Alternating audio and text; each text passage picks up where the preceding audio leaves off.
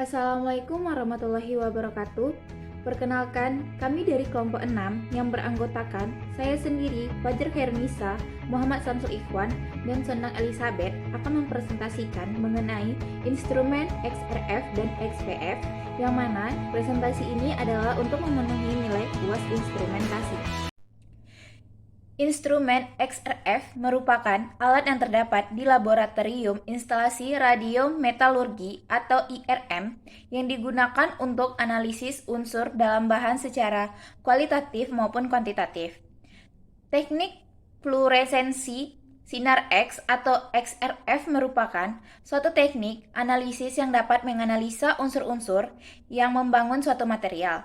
Teknik ini juga dapat digunakan untuk menentukan konsentrasi unsur berdasarkan pada panjang gelombang dan jumlah X yang dipancarkan kembali setelah suatu material ditembaki sinar X berenergi tinggi.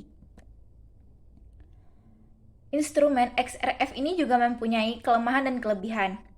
Kelebihannya yaitu akurasi yang relatif tinggi, dapat menentukan unsur dalam material tanpa adanya standar bandingkan dengan AAS, dan dapat menentukan kandungan material dalam bahan biologis maupun dalam tubuh secara langsung.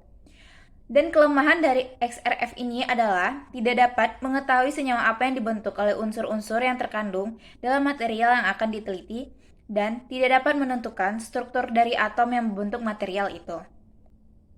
Prinsip dari kerja XRF yaitu yang pertama, menggunakan sinar X dari tabung pembangkit sinar X untuk mengeluarkan elektron dari kulit bagian dalam untuk menghasilkan sinar X baru dari sampel analisis.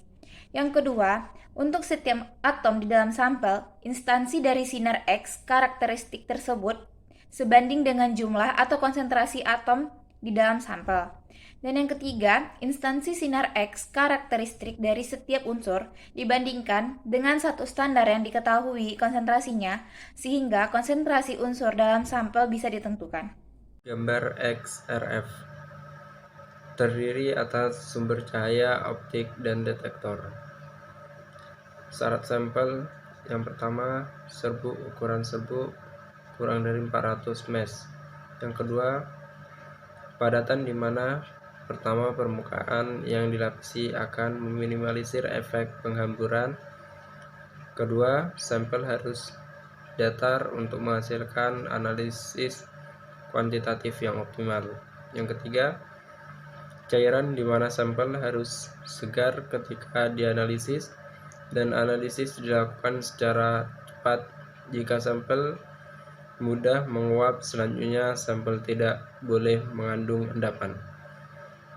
Sumber cahaya pertama berasal tabung sinar X yaitu NW Indow dan slide W Indow, dan yang kedua berasal dari radiosotop. Gambar XRF yaitu dapat dilihat pada slide berikut. Detektor SI (Li) atau PN diode silikon. Drift detektor proportional counter circuition detektor.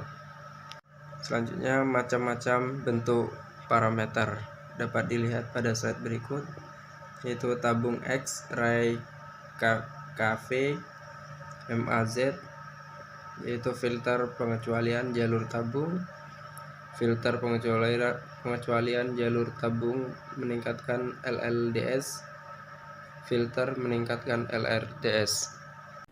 Baiklah, di sini saya akan menjelaskan mengenai instrumen XPS, atau dapat juga disebut sebagai X-ray photoelectron spectroscopy, di mana teknik spektroskopi atom yang mampu memberikan informasi atom dan molekuler mengenai permukaan material.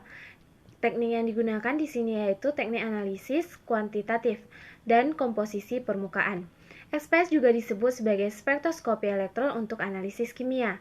Permukaan sampel yang diradiasi dengan sinar X dan atom permukaan memancarkan elektron setelah ditransfer energi langsung ke elektron. Energi elektron ini dapat diukur dan atom yang memancarkan kecuali H dan He dapat diidentifikasi dari elektron yang khas.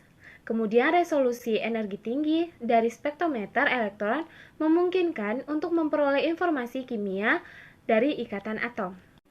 Karakteristik XPS didasarkan pada efek fotolistrik, di mana foton X-ray yang menyerapnya sangat cepat, sekitar 10-16 second, mengeluarkan elektron dari kulit terdalam orbital dan atom material permukaan, dan teknik ini disebut sebagai teknik spektroskopi elektron.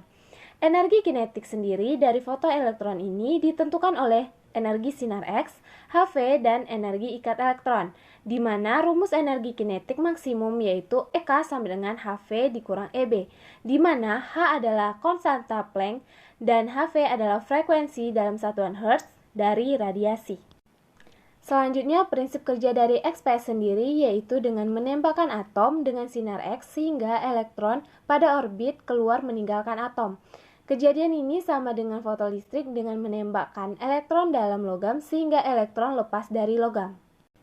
Berikut adalah gambar instrumen XPS di mana ketika sinar X ditembakkan pada atom menyebabkan elektron pada orbit keluar meninggalkan atom. Terima kasih. Sekian hasil presentasi dari kelompok kami. Semoga bermanfaat bagi teman-teman semua. Dan jangan lupa like, comment, and subscribe YouTube kami. Bye-bye.